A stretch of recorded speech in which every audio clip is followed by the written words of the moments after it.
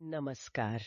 आज हम बात करेंगे एक ऐसे इन्वेस्टमेंट ऑप्शन की जो ग्रोथ, सेफ्टी और ट्रस्ट मतलब वृद्धि, सुरक्षा और भरोसे का एक अच्छा मेल ऑफर करता है।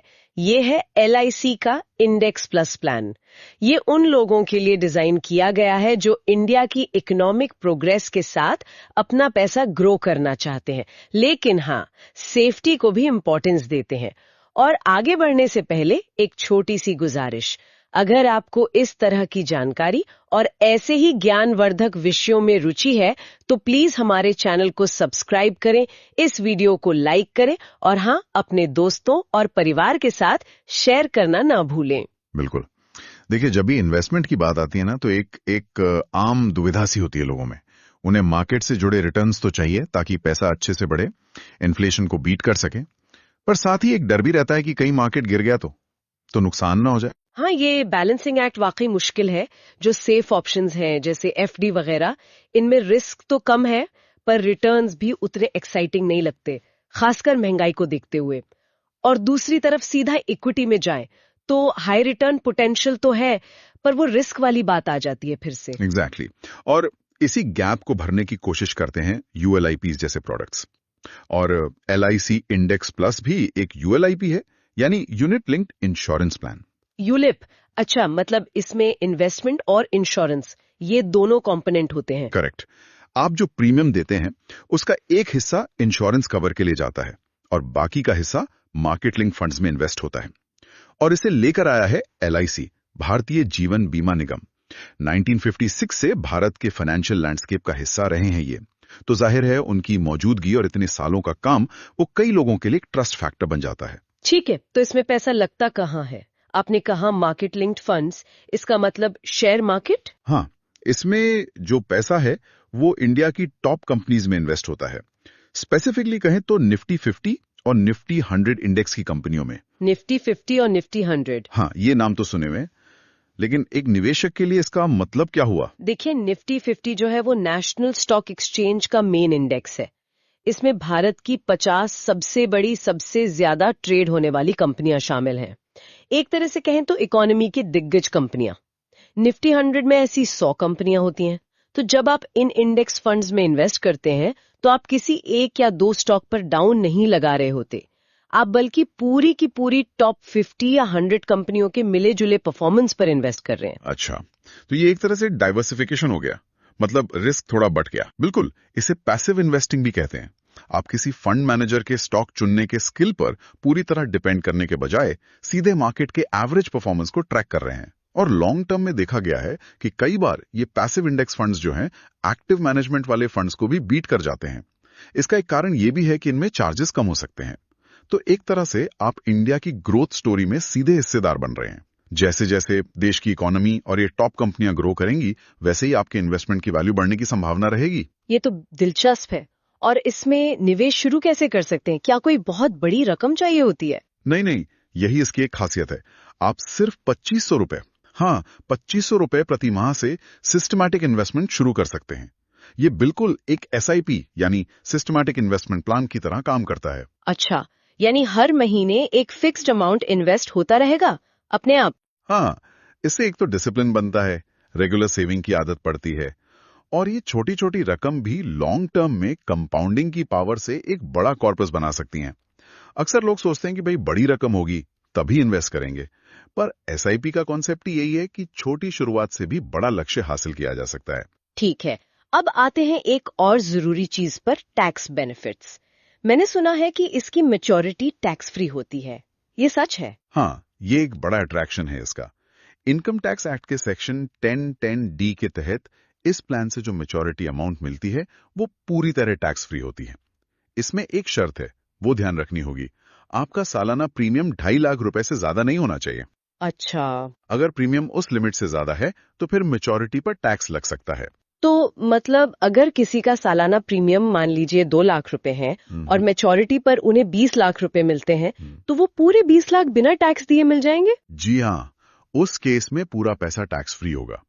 ये उन कुछ चुनिंदा इन्वेस्टमेंट ऑप्शंस में से है जहां मैच्योरिटी पर टैक्स नहीं लगता। जो इसे फिक्स डिपॉजिट्स जहां ब्याज पर टैक्स लगता है या इक्विटी म्यूचुअल फंड्स जहां long term capital gains tax लगता है, उनसे इस मामले में अलग बनाता है। टैक्स फ्री रिटर्न का सीधा मतलब है आपकी एक्चुअल कमाई ज्यादा होती है। ये तो काफी फायदेमंद लगता है। आपने शुरू में कहा था कि ये यूलिप है, मतलब इन्वेस्टमेंट प्लस इंश्योरेंस। तो ये जो इंश्योरेंस वाला पहलू है, उसके बारे में थोड़ा और बताइए ना। जरूर। जब आप प्रीमियम देते हैं तो उसका एक हिस्सा आपके चुने हुए सम एश्योर्ड यानी बीमा राशि के लिए लाइफ इंश्योरेंस कवर प्रदान करता है। इसका मतलब यह हुआ कि अगर पॉलिसी टर्म के दौरान इन्वेस्टर के साथ भगवान न करे कोई अनहोनी हो जाती है तो उनके नॉमिनी को डेथ बेनिफिट मिलता है। ये आमतौर पर सम एश्योर्ड या उस समय की फंड वैल्यू इनमें से जो भी ज्यादा हो वो होता है। तो ये तो डबल बेनिफिट हुआ। एक तरफ पैसा मार्केट में ग्रो हो रहा है और दूसरी तरफ फैमिली के लिए एक फाइनेंशियल सेफ्टी नेट भी तैयार हो रहा है। एग्जैक्टली। ये उन लोगों के लिए काफी रिलेवेंट हो सकता है जो इन्वेस्टमेंट के साथ साथ अपनी फैमिली की फाइनेंशियल सिक्योरिटी भी इंश्योर करना चाहते हैं, और वो भी एक ही प्लान के जरिए। इसमें मैंने गारंटीड एडिशंस के बारे में भी सुना है। ये क्या चीज है? क्या ये मार्केट रिटर्न के ऊपर मिलता है? हाँ, गारंटीड एडिशंस या जीए कह लीजिए, ये एक तरह का लॉयल्टी रिवॉर्ड है। एलआईसी ये उन पॉलिसी होल्डर्स को देता है जो लंबे समय तक प्लान में बने रहते हैं। ये मार्केट परफॉर्मेंस से बिल्कुल अलग होता है और पॉलिसी के कुछ खास साल पूरे होने पर ये आपकी फंड वैल्यू में जोड़ दिया जाता है। अच्छा, ये कैसे तय होता है? कोई फिक्स परसेंटेज होता है क्या? ये आमतौर पर आपके सालाना प्रीमियम का एक तय परसेंटेज होता है और पॉलिसी डॉक्यूमेंट्स में साफ साफ बताया जाता है कि किस किस साल, जैसे 6th year, 10th year, 15th year, इस तरह से ये एडिशंस मिलेंगे। तो ये आपके फंड वैल्यू को एक बूस्ट देता है मार्केट रिटर्न के अलावा। तो ये लंबी अवधि तक टिके रहने का एक इंसेंटिव है, कह सकते हैं। ठीक है, अब बात करते हैं थोड़ी फ्लेक्सिबिलिटी और लिक्विडिटी की। मतलब क्या जरूरत पड़ने पर बीच में पैसा निकाल सकते हैं? हाँ, देखिए, इसमें फ्लेक्सिबिलिटी है। पहली बात तो ये कि आप शुरुआत में चुन सकते हैं कि आपका पैसा निफ्टी 50 फंड में लगे या निफ्टी 100 फंड में। आप अपना इंश्योरेंस कवर यानी सम एश्योर्ड वो भी अपनी जरूरत के हिसाब से चुन सकते हैं। जहां तक लिक्विडिटी की बात है तो इसमें 5 साल का लॉक इन पीरियड होता है। 5 साल का लॉक इन, इसका क्या मतलब हुआ? इसका मतलब है कि आप पहले 5 साल तक इस प्लान से पैसा नहीं निकाल सकते। कुछ खास परिस्थितियां होती हैं जैसे मृत्यु, उनको छोड़कर। ये नियम असल में सभी यूलिप्स के लिए स्टैंडर्ड है और इसका मकसद यही है कि लोग इसे एक लॉन्ग टर्म इन्वेस्टमेंट की तरह देखें, शॉर्ट टर्म ट्रेडिंग टूल की तरह नहीं। ये डिसिप्लिन बनाए रखने में भी मदद करता है। लेकिन 5 साल के बाद तब निकाल सकते हैं? हाँ, 5 साल पूरे होने के बाद आप जरूरत पड़ने पर पार्शियल विड्रॉल कर सकते हैं, मतलब अपनी फंड वैल्यू को कुछ हिस्सा निकाल सकते हैं। ये सुविधा अचानक आई जरूरतों के लिए, जैसे बच्चों की पढ़ाई हो गई या कोई मेडिकल इमरजेंसी आ गई, उसके लिए मददगार हो सकती है। ठीक है। यूलिप्स के बारे में एक और बात सुनने में आती है, चार्जेस। क्या इस प्लान में भी चार्जेस होते हैं? ये जानना जरूरी है। हाँ, बिल्कुल, ये जानना बहुत जरूरी है। किसी भी यूलिप में कई तरह के चार्जेस होते हैं और ये आपके फाइनल रिटर्न पर असर डालते हैं। जो कॉमन चार्जेस होते हैं उनमें हैं, पहला, प्रीमियम एलोकेशन चार्ज। आपके प्रीमियम का एक हिस्सा शुरू में ही काट लिया जाता है इन्वेस्टमेंट होने से पहले। दूसरा, पॉलिसी एडमिनिस्ट्रेशन चार्ज। पॉलिसी को मैनेज करने के लिए हर महीने एक फिक्स्ड अमाउंट या फंड वैल्यू का परसेंटेज कटता है। तीसरा, फंड मैनेजमेंट चार्ज यानी एफएमसी। आपके इन्वेस्टमेंट फंड को मैनेज करने की फीस होती है। ये फंड वैल्यू का एक परसेंटेज होती है, आमतौर पर 1.35% सालाना तक अलाउड है। और चौथा, मोर्टेलिटी चार्ज। ये लाइफ इंश्योरेंस कवर प्रदान करने की लागत है जो आपकी उम्र और हेल्थ पे डिपेंड करती है। ओह, तो ये चार्जेस रिटर्न को कम कर सकते हैं? हाँ, बिल्कुल। इसीलिए किसी भी यूलिप में इन्वेस्ट करने से पहले उसका चार्जेस स्ट्रक्चर समझना बहुत जरूरी है। वो जो बेनिफिट इलस्ट्रेशन मिलता है ना, उसे ध्यान से देखना चाहिए कि चार्जेस का लॉन्ग टर्म में कितना इंपैक्ट पड़ रहा है। हालांकि इसमें इंडेक्स फंड्स होने की वजह से एफएमसी शायद एक्टिव फंड से कम हो, लेकिन बाकी चार्जेस तो होंगे ही। ये ट्रांसपेरेंसी जरूरी है। अब अगर हम भारत की ग्रोथ स्टोरी से इसके कनेक्शन की बात करें तो वो कैसे जुड़ता है? जैसा हमने पहले डिस्कस किया था, आपका पैसा निफ्टी 50 या 100 कंपनियों में लग रहा है। ये इंडिया की टॉप कंपनियां हैं, अलग अलग सेक्टर्स को रिप्रेजेंट करती हैं, banking, IT, energy, FMCG, pharma और भी बहुत।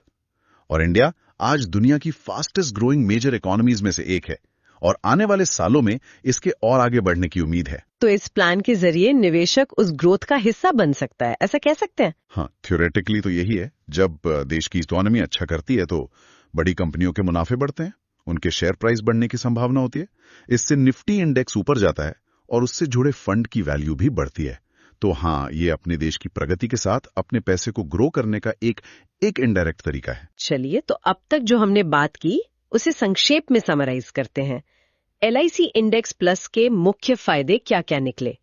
पहला, आप 2,500 रुपए महीने SIP की तरह सिस्टमैटिक इन्वेस्टमेंट शुरू कर सकते हैं। दूसरा, पैसा इंडिया की टॉप निफ्टी 50 या 100 कंपनियों में लगता है, जिससे मार्केट लिंक्ड ग्रोथ की संभावना बनती है। तीसरा, इन्वेस्टमेंट के साथ लाइफ इंश्योरेंस कवर का ड्यूअल बेनिफिट मिलता है। चौथा, मैच्योरिटी अमाउंट सेक्शन 10(10)(d) के तहत टैक्स फ्री है, बशर्ते सालाना प्रीमियम 2.5 लाख रुपए तक हो। पांचवा, लॉन्ग टर्म कमिटमेंट के लिए गारंटीड एडिशंस भी मिलते हैं। छठा, 5 साल के लॉक इन के बाद पार्शियल विड्रॉल की फ्लेक्सिबिलिटी है। और सातवां, ये LIC के नेटवर्क और सालों की प्रेजेंस के साथ आता है, जो कई लोगों के लिए एक बड़ा ट्रस्ट फैक्टर है। बिल्कुल सही कहा आपने, लेकिन यह भी याद रखना जरूरी है कि ये एक मार्केट लिंक्ड प्लान है। इसका मतलब है कि रिटर्न्स गारंटीड नहीं है और मार्केट रिस्क तो हमेशा रहता है, और यूलिप चार्जेस का इंपैक्ट भी होता है, जैसा हमने बात की। तो कोई भी फैसला अपनी रिस्क एपेटाइट, अपने फाइनेंशियल गोल्स और चार्जेस स्ट्रक्चर को अच्छी तरह समझ कर ही लेना चाहिए। सही कहा, कोई भी इन्वेस्टमेंट डिसीजन सोच समझ कर ही लेना चाहिए। आज की चर्चा से एक बात तो साफ है कि भविष्य उन चॉइसेस से बनता है जो हम आज करते हैं। हाँ, और ये सोचने पर भी मजबूर करता है कि लॉन्ग टर्म फाइनेंशियल गोल्स के लिए सही बैलेंस क्या है। क्या हमें ज्यादा ग्रोथ पर फोकस करना चाहिए, भले ही रिस्क ज्यादा उठाना पड़े, या सेफ्टी ज्यादा इंपॉर्टेंट है, भले ही रिटर्न थोड़ा कम मिले, या फिर फ्लेक्सिबिलिटी, मतलब जरूरत पड़ने पर पैसा आसानी से मिल जाए, क्या वो सबसे जरूरी है? शायद इसका जवाब हर किसी के लिए अलग अलग होता है। बिल्कुल, और इसी बात पर हमारे लिसनर्स के लिए आज का सवाल है, जब आप लॉन्ग टर्म इन्वेस्टमेंट के बारे में सोचते हैं तो आपके लिए सबसे इंपॉर्टेंट फैक्टर क्या होता है? क्या वो हाई रिटर्न की संभावना है, या कैपिटल की सेफ्टी, टैक्स सेविंग, लिक्विडिटी, या शायद कुछ और? अपने विचार नीचे कमेंट सेक्शन में जरूर शेयर करें। और जाते जाते, जैसा कि आपने पूरा वीडियो देखा है, अब यहाँ तक आ ही गए हैं, तो जाने से पहले प्लीज चैनल को सब्सक्राइब जरूर करें, ताकि आपको फ्यूचर में भी ऐसे यूजफुल और इन्फॉर्मेटिव वीडियोस की नोटिफिकेशन मिलती रहे। धन्यवाद।